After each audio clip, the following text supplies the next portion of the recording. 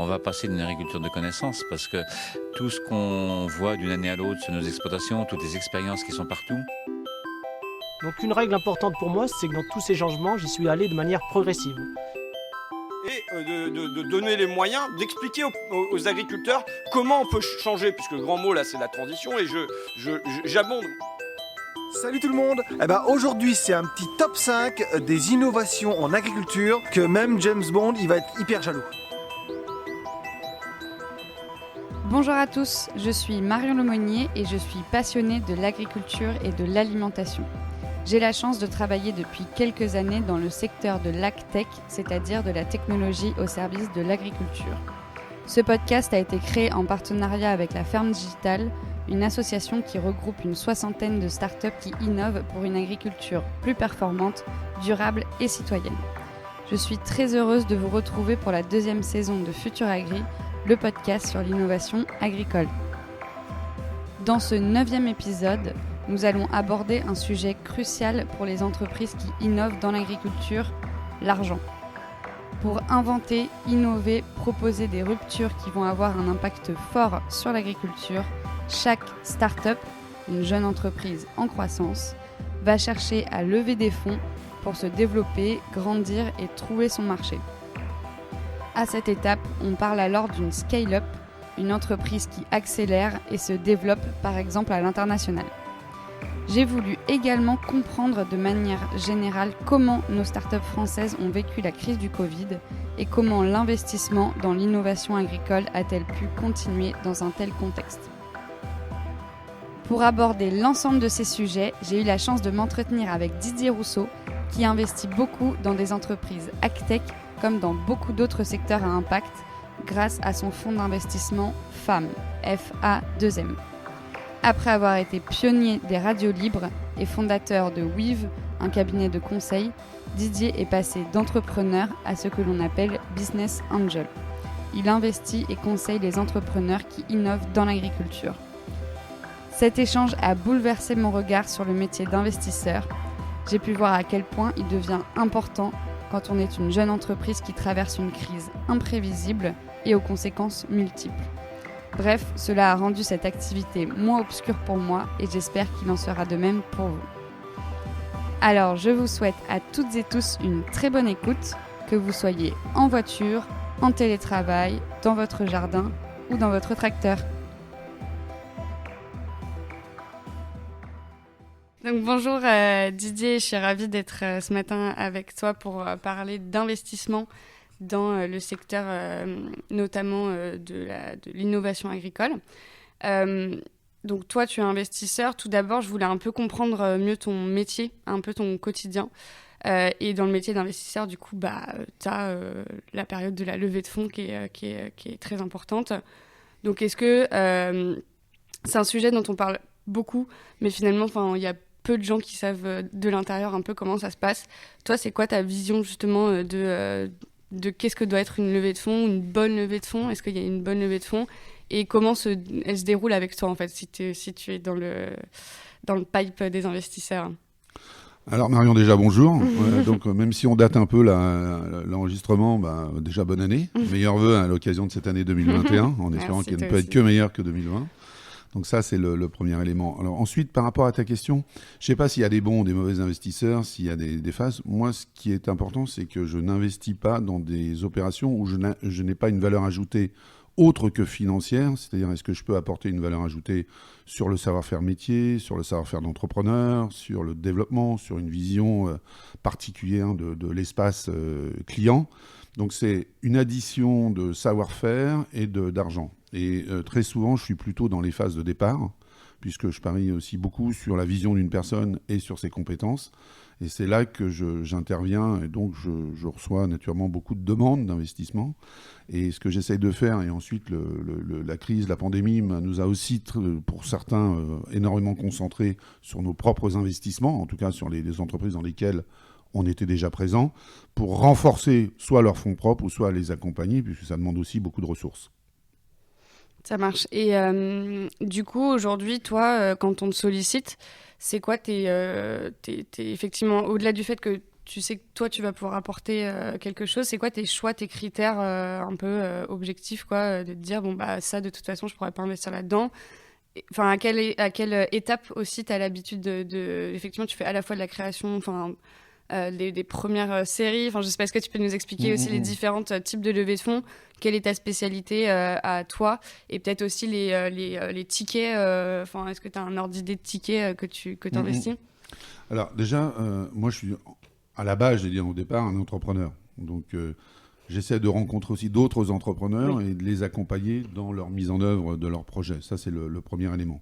Deuxième élément qui était à mon sens aussi important, c'est d'avoir une vision. C'est-à-dire que vous pouvez dire, voilà, j'ai un projet, mais s'il n'intègre pas une vision particulière du marché au sens actuel ou futur, bah, ça apporte pas. Si je parle par exemple de la viande végétale, bah, il y a 3 ans ou 4 ans, peu de gens en parlaient. La protéine végétale, il y a 5-10 ans, peu de gens en parlaient. Les circuits courts, l'empreinte carbone, la transformation des habitudes alimentaires, la violence aux animaux. Bref, il y a plein de sujets qui vont faire qu'à un moment donné, une idée va pouvoir peut-être se transformer.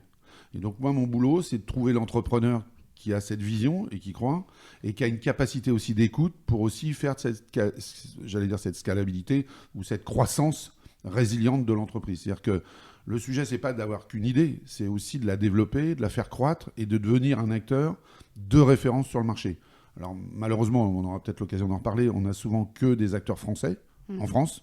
Et on voit sur les niveaux d'investissement, on n'a pas beaucoup de gros investissements. C'est-à-dire qu'à la différence de l'Allemagne, l'Allemagne fait des levées souvent supérieures à 100 millions. Et nous, on est plutôt sur des levées beaucoup plus faibles. Et on atteint très peu cette levée de la hauteur de 100 millions. Ça, c'est le premier élément. Et dans le monde de ce que vous appelez, vous, l'agritech, moi j'appelle ça croissance verte, croissance bleue, etc. Puisque je pense que c'est plus large et ces interrelations avec l'ancrage territorial est importante. Il faut aussi apporter une vision un peu différente et peut-être croiser un certain nombre de startups entre elles pour en devenir des leaders européens. Voilà. Ça marche. Et est-ce que tu as une règle de une fois que tu as investi dans une entreprise, de combien de temps tu restes? Est-ce que tu es déjà parti d'une entreprise pour la laisser voler de ses propres ailes, ou est-ce que tu es là pour le moment, en tout cas, resté dans toutes les entreprises dans lesquelles tu as investi? Alors, ce que je disais tout à l'heure, une des raisons de mon investissement, c'est la valeur ajoutée que je peux apporter. Si je considère que je ne peux plus apporter de valeur ajoutée, je sors. D'accord. Voilà. Alors, ça veut dire quoi? Ça veut dire aussi que lors de mes choix d'investissement, je vais essayer d'apporter, ou du moins d'investir dans des segments que je connais. C'est-à-dire où je vais connaître le business model, les modèles de prix, les offres, les ruptures, etc. Pour, au-delà de ma compétence de chef d'entreprise, pour pouvoir apporter une valeur aussi de vision et de mise en œuvre. Donc, tant que je considère, ou que surtout les autres considèrent que je crée une valeur, bah je reste. Et si je n'ai plus de création de valeur, je sors. Ça marche. Ça fait combien de temps, du coup, c'était quand ton premier investissement dans une autre entreprise Alors, le premier investissement dans une autre entreprise, il y en a eu 2. Les 2 premiers, je veux dire. La première, c'est Agriconomie. D'accord. Okay. Là, c'était avec Paolin, puisque moi j'étais... C'était en quelle année? Il y a 6 ans, 6-7 ans. Pour une raison simple, c'est que moi j'étais à la fondation HEC, entre autres, et Paolin avec Clément était là-bas, et il y avait très peu de gens qui lançaient des projets technologiques et agricoles, et donc c'était quelque chose qui nous a permis de nous rencontrer, et donc j'ai participé vraiment à la première levée de cette plateforme. Donc ça, c'est un exemple. Et le deuxième exemple est d'ailleurs un peu différent. C'est une entreprise qui n'est pas dans le monde de la croissance verte, quoique, on pourrait en parler sur son élevage, qui est un peu particulier. C'est Xenoterra, qui est une des premières entreprises, en tout cas biotech, sur la recherche, sur un traitement sur le Covid, puisque là, on a été depuis peu classé élément primordial ou prioritaire de français en recherche. Et donc là, on est en train de rentrer en phase 3, sur le traitement du Covid.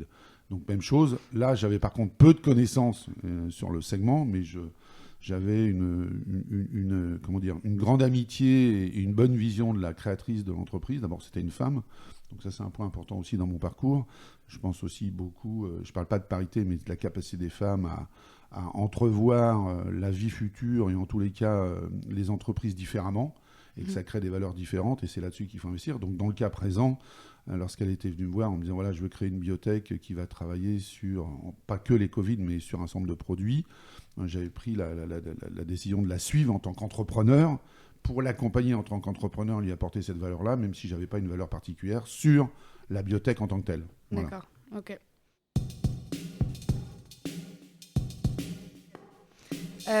Donc du coup, une fois que effectivement tu investis, tu es au capital de ces entreprises-là, l'idée c'est effectivement de pouvoir les accompagner sur le long terme, de pouvoir leur apporter, comme tu disais, de la valeur ajoutée, un partage de cette vision.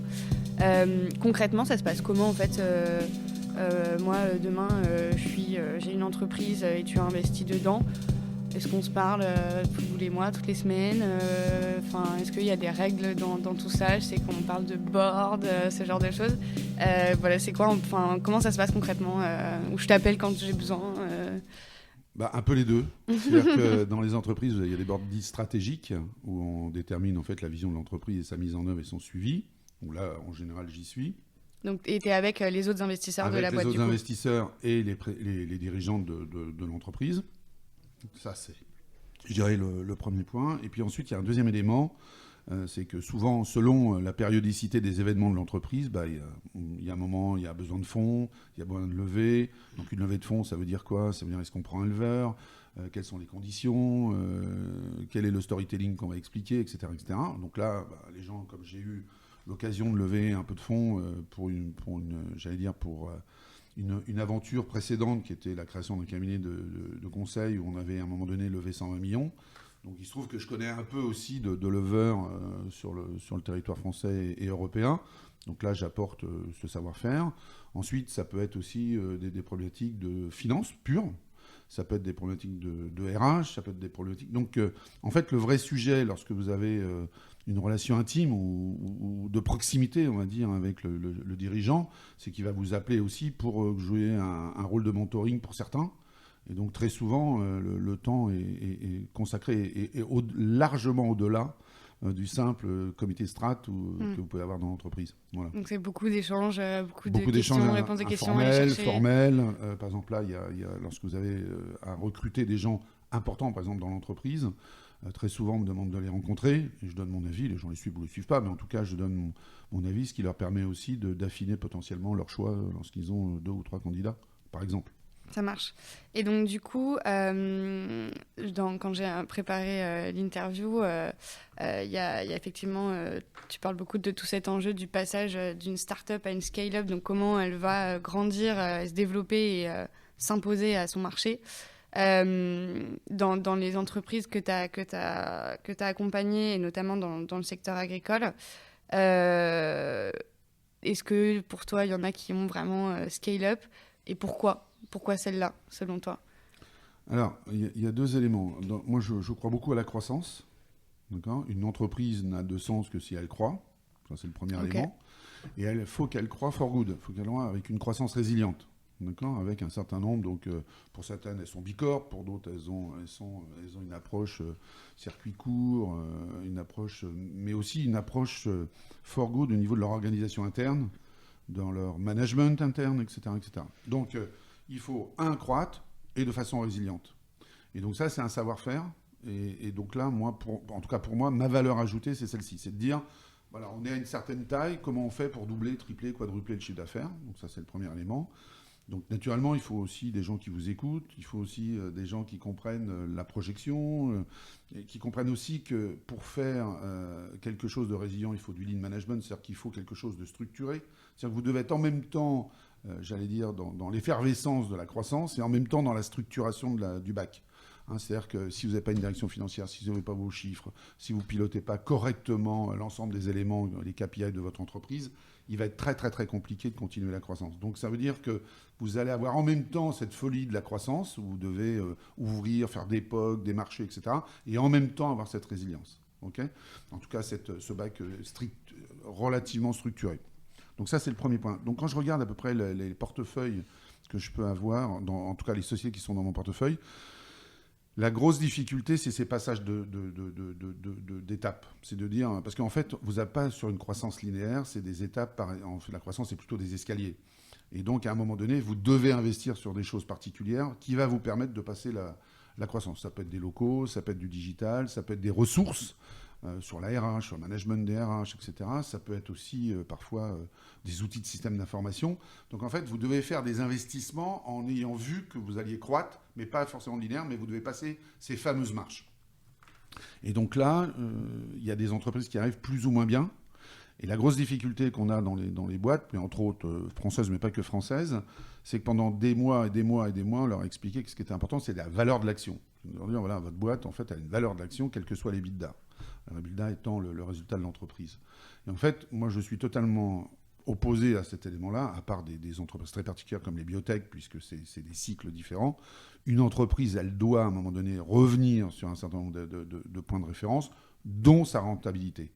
Alors, vous pouvez, sur une première année, une deuxième année, être dans le rouge, ça, c'est pas un sujet. Mais quand vous êtes sans arrêt dans le rouge, eh ben, à un moment donné, l'histoire se termine mal. Et il se trouve que si vous rencontrez une pandémie, malheureusement, comme on a rencontré, si votre trésorerie est un peu faible, vos fonds propres avec, et puis là, c'est fini, vous êtes obligé de déposer l'entreprise. Donc le sujet, c'est bien de faire une croissance résiliente et for good. Ça marche hyper clair, merci beaucoup. Et du coup, une grosse partie de ton portefeuille, effectivement, c'est sur l'agriculture. Ou la croissance verte. Tu préfères utiliser ce mot. Peut-être déjà nous définir ce que tu entends par là et effectivement pourquoi pour toi ça fait sens de dire que tu es un investisseur de la croissance verte. Parce que en fait les choses ne sont pas aussi verticales quand il y a l'agriculture, il y a le tourisme, il y a la ville ou le périurbain, etc. C'est un ensemble. C'est un écosystème complet qui fonctionne avec un certain nombre d'éléments. C'est-à-dire que, vous savez, souvent, lorsqu'on dit on a des régions qui se désertifient, qu'est-ce qu'on fait ? Alors, il y a des gens qui vous disent il y a une solution, on fait de la mobilité, c'est-à-dire qu'il n'y a plus de boulot là, on prend les gens, les met ailleurs, etc. Et il y en a d'autres qui disent non, on a peut-être capacité à réimplanter un certain nombre d'éléments, des établissements publics, des entreprises, des centres de formation, etc., pour recréer une véritable dynamique, des centres-villes, par exemple, dans les villes de moyenne taille, d'où l'importance aussi du digital, de la communication, de la fibre optique, etc. C'est un point fondamental, parce que quand malheureusement vous êtes dans une région, vous êtes en zone blanche, vous ne captez rien, c'est compliqué aussi de faire venir un certain nombre d'entreprises ou même des gens qui peuvent y travailler en télétravail ou autre chose.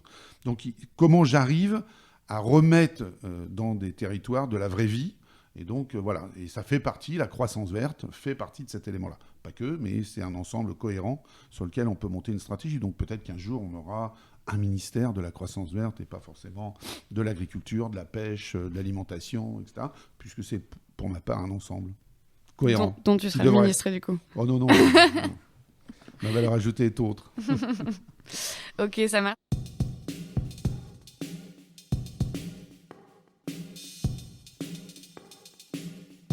Et du coup, pourquoi à un moment, on voit dans l'introduction, toi tu es du conseil, tu viens du conseil aussi à la base, pourquoi à un moment donné venir investir dans l'innovation agricole et dans ces sujets-là ? Qu'est-ce qui t'y a amené en fait ? Alors, je viens du conseil. Là. Moi, je suis d'abord un créateur d'entreprise. Okay, donc, j'ai créé un cabinet de conseil qui s'appelait WIV, qu'on a monté de zéro. Et quand je l'ai revendu, on était 450. Okay, donc, ça, c'était un cabinet qui avait un impact assez important sur le marché, qui était très innovant, qui était en rupture. Et dedans, on avait une verticale qui était croissance verte, croissance bleue, pour une raison simple, c'est que historiquement, j'ai travaillé beaucoup pour un groupe qui s'appelle Soufflet, où j'étais le conseiller de son président, Jean-Michel Soufflet. Et donc, j'ai appris par ce biais-là ce qu'était le marché de l'agriculture. Et pour eux, assez rapidement, la problématique se posait, et pour le cabinet, de l'écosystème d'innovation. Quelle était l'innovation dans l'agriculture, en tout cas dans ce monde-là ? Quelles étaient les entreprises qui allaient se créer pour répondre à des problématiques particulières et rapidement ? Et c'est petit à petit qu'on a constitué un environnement et un écosystème pour dire, voilà, l'agriculture devient de plus en plus technologique. Je ne dis pas technique, mais technologique. Et comme elle devient de plus en plus technologique, il y a des nouveaux acteurs qui vont être présents. Et donc, il faut qu'on les trouve et voir, les accompagner et faire le lien entre les grandes entreprises et ces startups. Voilà, c'est comme ça qu'on a, en tout cas pour ma part, j'ai commencé à constituer un savoir-faire particulier et très vertical sur la croissance verte. Ça marche. Et du coup, est-ce que tu as quelques éléments intéressants sur les spécificités justement de comment on crée de l'innovation justement dans l'agriculture et quel est justement le lien un peu entre ces deux mondes en fait, à la fois celui peut-être très urbain de la Startup Nation française, etc., la tech et les agriculteurs, comment ils le perçoivent, comment Et comment tu adresses en fait ce marché quand tu veux innover et être en rupture aussi sur ce secteur? Alors, il y a trois, je dirais, pour répondre à cette question, il y a deux éléments de réponse. Premier élément de réponse, il y a un bouleversement de la demande, bouleversement de l'écosystème, de l'environnement pour les agriculteurs. C'est-à-dire qu'on vous demande des circuits courts, on vous demande du bio, on vous demande de la protéine, on vous demande de l'élevage particulier, etc. Et donc, les cycles d'investissement pour les investisseurs et la demande du marché sont totalement différentes. C'est-à-dire que quand vous investissez, par exemple, dans un élevage de poulets, vous allez avoir 10 ans d'investissement. Donc, vous avez investi. Après, pour rupter et pour aller dans une autre démarche, vous ne pouvez pas le faire en 2 ans, ce n'est pas possible. Donc, ils sont confrontés à des problématiques de ce type. Donc, ça, c'est le premier élément, donc des ruptures de chaîne. Deuxième élément qui est important, c'est on est dans un marché totalement mondialisé. Et donc, leur problématique à eux, c'est l'imprévisibilité de leurs revenus et la volatilité de leurs revenus. D'accord ? Donc, comment je bouge par rapport à ça ? Comment je fais pour être encore là demain ? Donc, il y a déjà une transformation des agriculteurs en tant que tels. Maintenant, vous rencontrez un certain nombre d'agriculteurs qui vont parler de résultats, d'EBITDA, etc. Ils ne sont pas forcément affiliés simplement à leur COP pour dire, voilà, ils me disent de produire ça, et ils vont vendre ça, donc j'écoute, j'exécute. Vous avez des gens maintenant qui travaillent véritablement sur leur compte d'exploitation, sur leur vision, et qui considèrent qu'il faut qu'ils fassent de la méthanisation pour avoir des revenus différents, qu'il faut qu'ils fassent du voltaïque, peut-être du foncier, puisqu'il va y avoir un certain nombre de terres de libérer.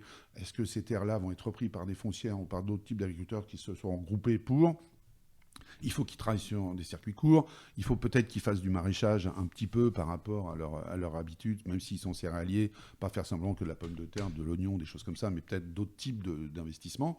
Donc ça, c'est le premier point. Comment je vais pouvoir réagir sur cette volatilité, cette imprévisibilité ? Bon. Donc ça, c'est le premier point. Donc, quand vous regardez, si on prend dans cette dynamique-là, le réchauffement de la planète, entre autres, en France, ça nous fait de la sécheresse de surface. Donc, si ça fait de la sécheresse de surface, comment je vais travailler moi-même mes propres productions et mes cultures ? Donc là, on va avoir besoin, vous avez des boîtes comme Winat, par exemple, dans lesquelles on est présent, sur lesquelles on va travailler sur l'analyse de la terre, de sa culture, de ses maladies, etc. Ensuite, dans cette rupture suivante, vous allez avoir en tout cas les consommateurs qui vont vous dire, les clients, on va leur dire, oui, mais nous, on a besoin de savoir, d'avoir une véritable traçabilité sur la chaîne de vos produits. Et donc, vous avez des boîtes comme Connecting Food, où on intègre donc traçabilité, donc une problématique métier, marché, et la blockchain, où là, vous devez avoir une technologie particulière. Et donc, on investit aussi bien sur la technologie que sur le savoir. Et donc, on délivre une nouvelle offre. Ensuite, vous allez avoir des problématiques de financement. Alors, est-ce que je me retourne sur les éléments traditionnels du marché ? Non, il y en a d'autres, comme du crowdfunding, comme si on prend Mimosa, qui peut y répondre, mais pas que, puisque Mimosa aussi va faire un fonds d'impact maintenant. Et donc, est-ce que je peux jouer avec eux sur le financement ? Ensuite, si je veux aller un peu plus loin, si je dis, tiens, il faudrait peut-être que j'intègre un peu de circuits courts, vous avez des boîtes comme Promus, qui sont aussi à Nantes, qui, eux, vont travailler purement sur des plateformes technologiques et va permettre de travailler très, très rapidement sur des circuits courts. Bref, si je continue comme ça, on pourrait prendre aussi Neopharm, qui est une société qui travaille sur robotique et intelligence artificielle sur le maraîchage, parce qu'on a une problématique de personnel sur cette partie-là, et comment j'optimise avec de l'IA ma production de tel et tel type de produit en sous-serre. Donc voilà, donc en fait, c'est de dire, j'apporte de la technologie pour répondre à une problématique marché et métier. Ça marche. Et donc quand vous faites le lien des deux, en général, ça peut être une boîte qui apporte une nouvelle valeur sur le marché.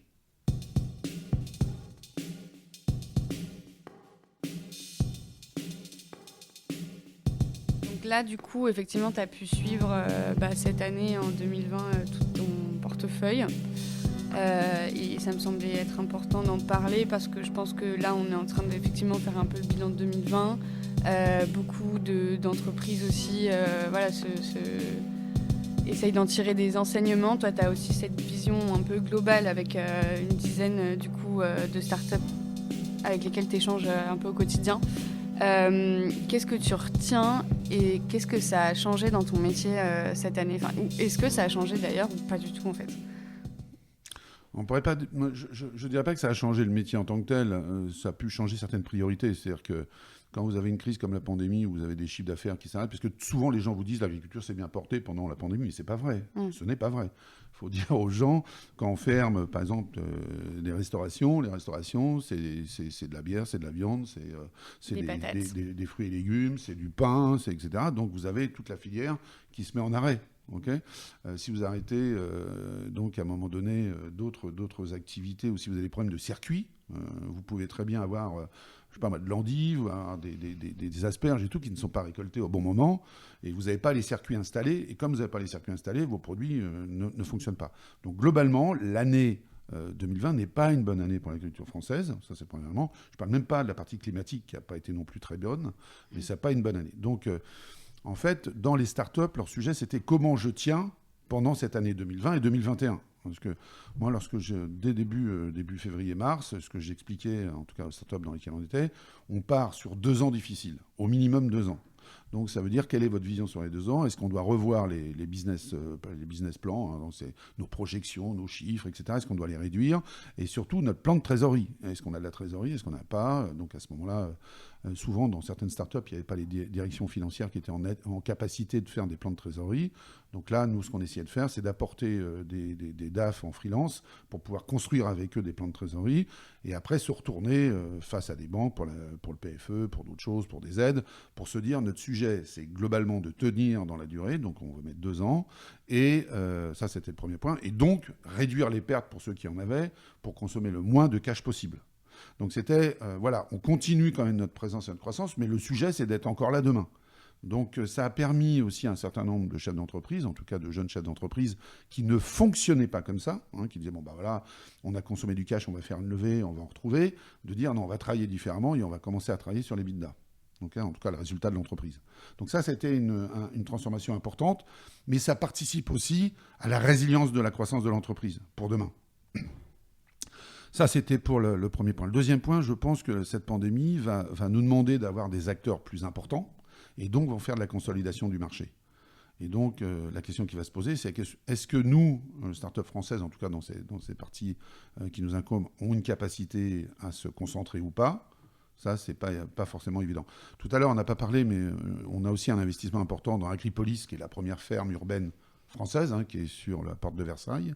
Bah, leur modèle économique, par exemple, il y avait moitié du modèle de production, et donc là, on arrive plus ou moins en circuit court à distribuer, mais vous aviez aussi la moitié du revenu qui était sur des visites pédagogiques, d'écoles, etc. Donc là, c'est arrêté pour au moins 2 ans, on va dire 2 ans. Donc ça fait que nous avons la moitié des revenus qui chutent. Donc si votre modèle de prix, votre business model, pardon, vous avez la moitié de vos revenus qui chutent, bah, si vous n'avez pas capacité soit à trouver des fonds, soit à réduire un peu, je veux dire, la voilure, bah, vous disparaissez. Et pourtant, tout le monde vous dit, vous avez une couverture médiatique maximum, la ferme urbaine, c'est l'avenir de la ville. On peut en discuter, parce qu'on a le périurbain, on a plein d'autres choses, on a Néopharm, on a Promus, etc. Donc je pense qu'on peut travailler différemment. Et c'est pour ça que quand je parle de croissance verte, c'est bien dans un ensemble, un écosystème complet, puisque pour fournir dans les circuits courts, ça ne sera pas que les fermes urbaines, mais ça va être le périurbain, ça va être des agriculteurs, des métayers, du moins pas des métayers, qu'est-ce que je raconte là, des maraîchers qui vont être en capacité de fournir donc de façon différente les villes. Voilà. Ok, donc ce que je retiens un peu, c'est effectivement ce focus sur la trésor, qui a été, je pense que c'est le mot qu'on a beaucoup entendu cette année. Et effectivement, c'est plus cash free ou bon bah voilà, j'ai plus de sous, j'en chercher, c'est bon, tranquille quoi. Là, il y a vraiment cette projection long terme, beaucoup plus long terme peut-être qu'on avait avant dans les startups françaises quoi. Alors, il y a ça, et puis après ça a enclenché un deuxième élément pour ceux qui sont peut-être un peu moins friands des levées de fonds. C'est-à-dire que comme vous aviez des difficultés à trouver des fonds, les derniers entrants mettaient des conditions telles que les premiers entrants dans votre chaîne d'investissement sont ceux qui ont été les plus défavorisés. C'est-à-dire que vous avez une capacité, en jouant sur, je ne vais pas rentrer dans la technicité, mais en jouant sur les valeurs d'entreprise, à faire en sorte que globalement vos premiers investisseurs seront les derniers servis par rapport aux derniers entrants. Donc voilà, donc il faut faire attention parce que quand vous changez votre table de capitalisation, en fait, vos intervenants et les gens qui vous ont fait confiance au début, ça veut pas dire, c'est pas forcément un gage de grande réussite par la suite. Ça peut être très compliqué. Ça ne peut éventuellement pas l'être, mais ça peut. Donc ça veut dire que ça a aussi transformé pour un certain nombre de sociétés des éléments importants. Sans compter des entreprises qui ont été dans une situation plus compliquée, qui ont été obligées d'annuler un certain nombre de dettes, qui ont été obligées de réduire leur valeur pour certaines, moi j'en connais, qui sont passées d'une certaine valeur à 0. pour pouvoir relancer une demande de fonds en espérant que l'entreprise puisse repartir dans les 2 ou 3 ans qui arrivent. Donc ça a été vraiment des grosses transformations par ce biais-là. En tout cas, le marché, j'allais dire, historique, traditionnel, a rattrapé de façon assez violente certaines startups. Ouais, c'est ça, c'est le mot qui me venait en tête. Il y a des phases assez violentes, ouais, effectivement. Mais il y a quand même eu des levées de fonds. Enfin, tu vois, est-ce que tu as déjà quand même fait des levées de fonds cette année, quoi? Dans notre portefeuille, on a fait 6 levées de fonds. Je ne parle pas de bridge, parce qu'il y a levée de fonds pour financer globalement votre croissance. Et le bridge, en général, c'est une phase intermédiaire. C'est-à-dire que vous essayez de lever de l'argent pour tenir jusqu'à la prochaine levée de fonds. Donc, je parle en pure levée de fonds. Oui, on a eu un certain nombre d'entreprises qui étaient dans notre portefeuille qui ont fait des levées de fonds. Pour certaines, tout à l'heure, on parlait de Xenotera tout au début. Là, on est en train de lever 40 millions, donc quand même beaucoup d'argent. Pour d'autres, c'est 4, 5, 6, 7, selon la taille de l'entreprise. Mais on a des acteurs qui sont encore présents, en tout cas si vous avez une bonne vision, une bonne équipe, et si l'ensemble est porteur. Et surtout, si les gens ont commencé à comprendre véritablement les éléments que j'expliquais précédemment sur la rentabilité, une croissance résiliente, un bon positionnement, on trouve encore du financement. Ce qui est le plus compliqué, c'est quand vous êtes en phase totalement de départ, où là, vous devez trouver des gens, et c'est plutôt des individus, souvent, qui vont vous accompagner. Là, c'est compliqué. De toute façon, j'ai l'impression que c'était pas trop l'année pour lancer son entreprise, soit technologique, soit aussi commerce ou quoi. Il n'y a pas d'année. Oui, non, il n'y a pas forcément d'année. Mais... Non, ça peut être plus ou moins compliqué, mais après, vous savez, il y a des gens qui transforment des difficultés en opportunités. Bien sûr. Il suffit que vous rencontriez les bonnes personnes et vous répondiez à une bonne problématique. Et puis voilà, si par exemple, si vous regardez dans le digital, sur l'année 2020, il y a des gens qui ont explosé, des gens qui travaillent sur des tests, ils ont explosé. Vous avez des segments qui ont excessivement bien marché du fait de cette pandémie et d'autres qui, malheureusement, n'ont pas pu exercer la moindre activité. Et du coup, dans toutes les entreprises que tu suis, j'imagine qu'il y en a, on parlait tout à l'heure de modification des circuits de distribution, un peu du jour au lendemain, pour les agriculteurs, mais est-ce que pour certaines startups, là, il y a eu vraiment, tu as remarqué des pivots dès qu'on a dû complètement modifier leur activité, s'adapter est-ce qu'il y a eu des situations comme ça? Oui, j'imagine, oui. Il y a toujours ça, mais ce qui est important, c'est l'agilité dans une entreprise, quelle que soit sa taille d'ailleurs. C'est comment je suis agile et comment je réagis rapidement à une transformation de mon marché et dans des circuits de temps très courts. Si je prends Promus, par exemple, qui est une structure qui travaille énormément sur la logistique, la supply, et qui a une plateforme dans ce domaine sur les circuits courts, ils étaient énormément en B2C, ils sont repassés en B2B. Pour pouvoir vivre et avoir une nouvelle accélération. Donc, parce que leurs clients, c'était des restos au départ, entre autres, ils avaient passé des gros accords avec les restaurateurs. Donc, vous imaginez bien, quand vous avez votre stratégie qui est en B2C, et entre autres sur les restaurateurs en circuit court, c'est un peu compliqué. Pour autant, l'école a ouvert, donc il faut des circuits courts sur une partie de l'alimentation bio. Donc, ils se sont mis dessus et ils ont apporté maintenant, en tout cas, ils essayent d'apporter à certaines chaînes de distribution des nouveaux circuits courts avec des plateformes technologiques, des conteneurs particuliers, etc. Donc là, c'est une vraie transformation. Vous êtes dans l'obligation de bouger au plus vite. Et vite, ouais. Et vite. Si je prends, tout à l'heure, on parlait d'Agripolis, vous avez 50% de vos revenus qui chutent parce que vous n'avez plus de visites. Donc là, au début, on pensait fournir, nous, en priorité, vous imaginez bien, les restaurants et les restaurations des hôtels. Donc tout ça, ça a fermé. Donc il a fallu qu'on revoie sur la grande distrib, qu'on revoie sur les marchés de proximité, etc., etc. Donc repenser la totalité du circuit de distribution.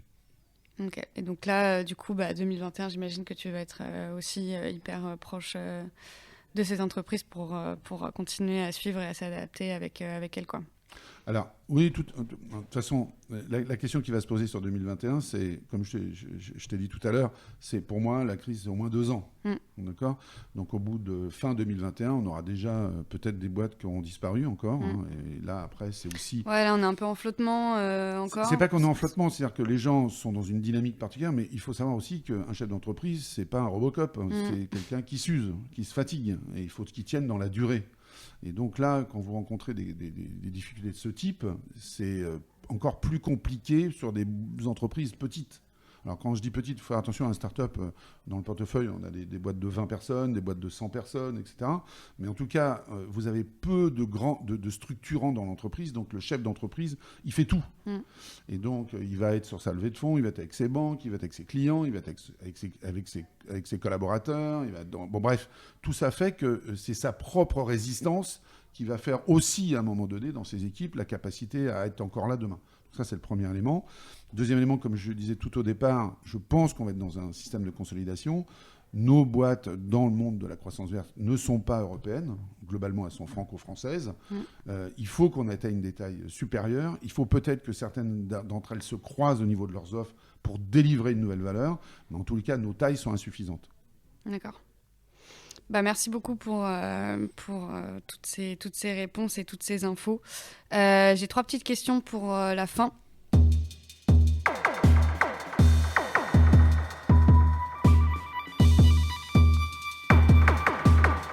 Du coup, la première, c'est du coup de quelle entreprise est-ce que tu aurais aimé être le fondateur, si tu devais en choisir qu'une? Mais j'en choisirais pas une. Ah. Je pense qu'elles ont tous leur talent, elles ont tous leur capacité à se développer différemment. Tout à l'heure, on parlait, je pourrais en présenter d'autres, mais tu vois, j'ai aussi investi dans un endroit qui s'appelle Courbet, qui est la maison Courbet, et on fait de l'élevage de diamants. Okay, l'élevage de diamants, a priori, je vais vous dire, mais qu'est-ce que c'est que cette histoire? Et donc, pour nous, ce qui était important, c'était de produire du diamant donc, de façon industrielle, pour la joaillerie, mais on ne va pas faire de l'extraction en Afrique. Ensuite, l'or qu'on utilise, c'est de l'or, ce qu'on appelle de l'or urbain, de l'or récupéré des iPhones, des PC, etc. Et en même temps, on commercialise en digital, d'accord, même si on a un showroom dans Paris et à Shanghai, et on développe sur des plateformes digitales. Et à chaque fois qu'on fait une vente, on rétrocède 10% de la vente à une assoce particulière. Voilà. Donc là, l'exemple typique, là, c'est quelque chose, une idée où tu mixtes des choses totalement improbables. Et notre sujet maintenant, c'est de dire, on a produit donc dans un réacteur, j'allais dire, d'une grande entreprise au niveau expérimental. Et maintenant, on va construire l'usine à côté de Bayonne pour produire dans ce réacteur du diamant. Voilà. Donc là, on a un ancrage régional. Ça me plaît bien. On a une technologie, une rupture et on est for good. Et donc voilà, ça répond. Donc voilà, ça coche toutes tes cases. Qu'est-ce qui te rend heureux au quotidien en un mot? Les rencontres. Top.